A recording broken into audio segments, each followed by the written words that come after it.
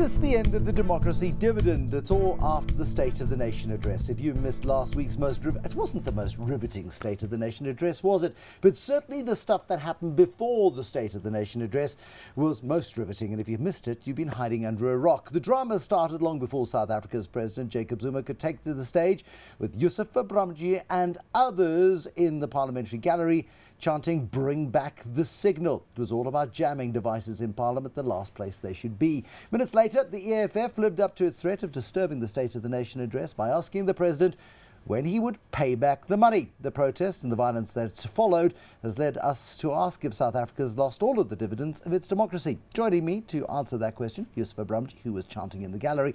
He's head of news and current affairs at Primedia, and Raymond Louw, who's a board member of the Freedom of Expression Institute. You brought, Raymond Louw, a very well thumbed copy of the Constitution. Sure. That's probably the best read copy of the Constitution. That's not the Speaker's copy of the Constitution, no. I take it. No, because the Speaker didn't adhere to it.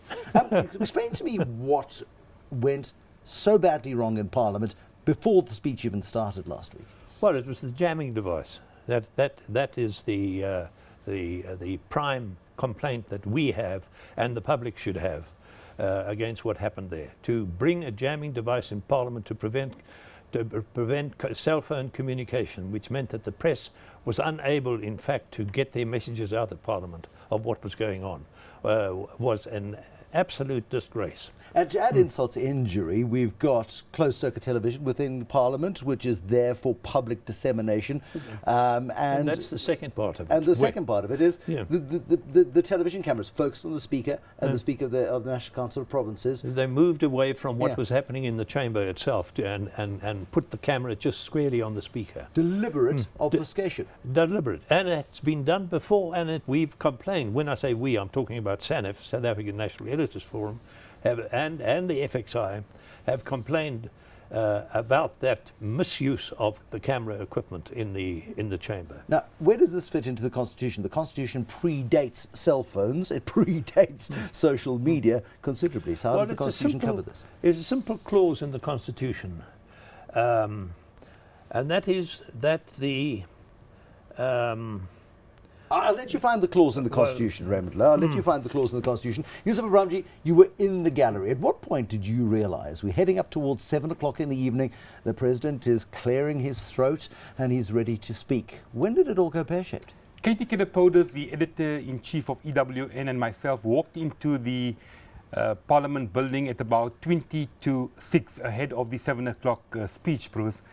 And as we went down the corridors, we were cornered by a number of editors and journalists who said that there is a cell phone jamming device which is blocking all cell phone network. We were shocked, we were taken aback, and I said, what cell phone jam are you talking about? Be it as it may, Katie remained behind. I then went up to the chamber and I then confirmed that there was absolutely no cell phone network in the media gallery, which is just above where the Speaker sits. And there usually is, and we know that because there is lots of Twitter activity and Facebook activity that happens from that gallery on a normal day. Bruce, we've been in Parliament for 21 years. I think maybe I missed one or two State of the Nation's opening addresses, but over the 21 years, or 20 years rather, we've never had a problem. I was then approached by a number of editors and journalists in the gallery to say, come and have a look. There's a jamming, what appears to be a jamming device in the corner. And we opened the door and there was a big black box and it appeared to be a jamming device. Did nobody think to unplug it? We tried, but we couldn't.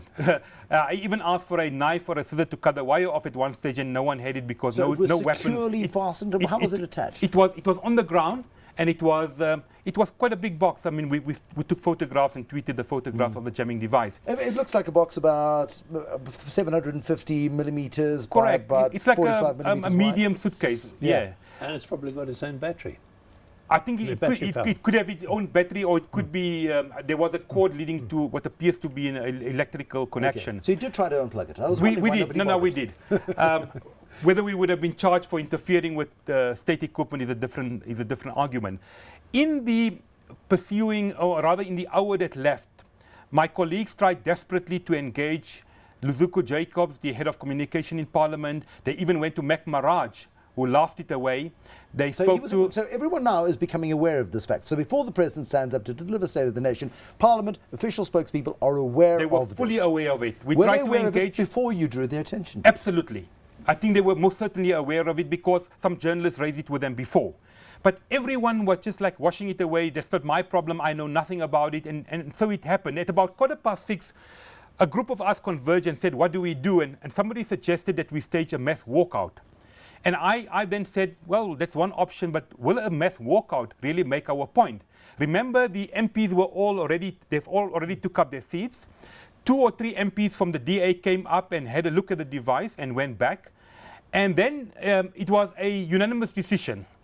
And as much as I'm called an instigator, for a good reason, I don't mind being called an instigator, there was a unanimous decision between the journalists and editors that at intervals of 10 minutes we will stand up, wave our iPads and our cell phones and chant, bring back the signal. How the hashtag bring back the signal came, it was on the spur of the moment, and I can assure you it wasn't even linked to pay back the money. It was just a immediate thought that came to mind. And we thought, Parliament is not in session, let's make our point, and hopefully with the chanting we'll be able to let the MPs in the same House of Assembly in the joint sitting know that there is no signal, because they themselves possibly have realized that there is no signal because many of them are on their cell phones. And so members of South Africa's Parliament were also then restricted from communicating with their electorate. Correct. How is this against the Constitution, Raymond? Well, the Constitution makes provision for the Constitutional Court deciding whether Parliament or the President has failed to fulfil the Constitution. Right. The obligations of the Constitutions. So that's very clear that the Parliament has to be constitutional, has to act like a democratic party with a constitution backing it. And the Constitutional Court decides whether in fact Parliament has or has not fulfilled that obligation. Okay, so how does the jamming device contravene the Constitution? Well, because a jamming device means that you can't carry out Section 16 of the Constitution, which is freedom of expression, right, and the access to information, which is another section of the Constitution. I do remember an incident when I was at university, and I was a member of the Students' Representative Council, and we had political parties come to speak. This is 1991 or 2 thereabouts. And some young protesters, we were all young then, protesting outside. I said, guys, what about freedom of expression? And they said, well, they've got freedom to express themselves. If you can't hear them, that's your problem. And that seems to be in the common thread over the last 20 years. Well, you can express yourself as clearly as you like. There is certainly a very strong move in the government to prevent information from getting out. In fact, they don't need the secrecy bill anymore because they're just not providing information. They're just clamming up on information, and when they are confronted with an unpleasant fact like a jamming machine, which they knew about, they lie in Parliament, expressing no knowledge about it. The Speaker, for instance, gave the impression that she knew nothing about the jamming device, whereas she'd been told the day before that there was one. I think it's important, Bruce and Ray, that we remember that the pen or the pencil symbolically was the voice of the media. But the voice has now changed. Yeah. This is now becoming the tool of the trade. We cannot, as editors and journalists, work without connectivity to the world. And the fact that the jamming device was put in place really raises serious questions about our right to do our jobs, which Ray spoke about in the Constitution. It infringes on our right to the media. But more worrying, Bruce, is that for over 90 minutes we tried to engage the powers that be to say, please disconnect it, we have a job to do. The powers that be were perfectly aware of it. Raymond, that makes the point that Correct. the Speaker was aware of it 24 hours before the State of the Nation address, at least. I can't understand how the Speaker or the Secretary of Parliament could not be aware of that. Even as we've now heard in court papers today, or in court in the Cape Town High Court today, the NIA or State Security was responsible for that jamming device. Who gave the instruction to the NIA? That is what we need to know. We are now told that the investigation is underway. And that is why, Bruce, I need to come back. The accusations by, amongst others, the Minister of Social Development having a full go at me on social media, on Twitter, is completely, she needs to get her facts right. Because she's making the point that our behavior was completely out of line with the decorum of Parliament. We showed disrespect. They were watching us from there. We had no other option.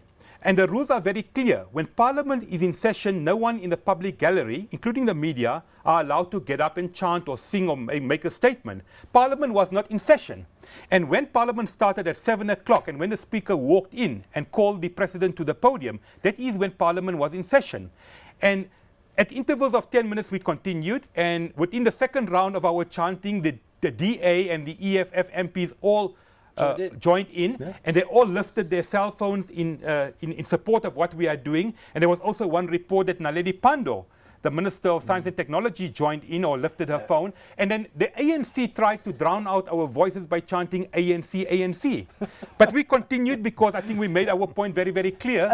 Raymond, when we look at this, though, the sanctity of Parliament is under threat. At no point, I mean, even P.W. Botha's day, Helen Suzman had a voice. Well, exactly. Which could be heard by the media of that time. Yeah, they were deliberately preventing that voice from being heard by the public.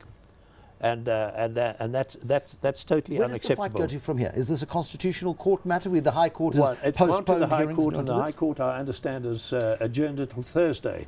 I think the High Court may very well refer it to the Constitutional Court, because it's only the Constitutional Court, according to the Constitution, that can decide whether Parliament has misbehaved. Can I just add, Bruce, I think a critical point for media freedom is the fact that you at home, watching the State of the Nation, you were not shown the visuals which we watched inside the House. In other words, the scuffles between the cops and the security officials and the EFF. There was censorship within And that is why in our Yeah. court application that Primedia Broadcasting brought today, supported by SENEF, the Right to Know campaign, Media 24, Open Democracy, was to say, at least give us footage with sound of what's happening in the broader context of the joint sitting. For example, today, if there's going to be a scuffle, or it's going to be a fight between MPs and security officials, you will not be able to allow it. And luckily, thanks to technology, many of the MPs were able to record it It's the last delayed week. broadcast, and that's what the EDC of this is. It's been amplified. Raymond Louw, if President Jacob Zuma had had his wits about him that evening, he could very well, at 7 o'clock, have stood up and said, ladies and gentlemen, I don't know what is going on here. Madam Speaker, could you clarify, please? Is there a jamming device in their house? If there is, in the interests of democracy, could you unplug it? People would have welcomed the EFF being thrown out for being disruptive and In fact, that's another factor. The EFF as a whole was thrown out, where there was only 4 MPs Absolutely. from the party who were in fact making their voice heard in the chamber. And so police they were police the came only in. people who were ordered out. And police were brought in. Police were brought in and assaulted people. Don't forget that people had their shirts torn and blazers torn off, or jackets torn off. It was an absolutely disgraceful manifestation of thuggery. Thank goodness for people like Raymond Louw, who's a board member at the Freedom of Expression Institute, and Yusuf Abramjee, who's the head of news and current affairs at Primedia Broadcasting, looking to the interests of democracy, protecting those interests of democracy, whether you care about it or not, and whether you think it was an unruly, unjustifiable mess. Well, you'd be right, but for all the wrong reasons. Thank you for watching. We'll have more chats and more controversies next time. For now, it's good night and goodbye, and hopefully we'll be still on air tomorrow if we're not jammed. Bye-bye.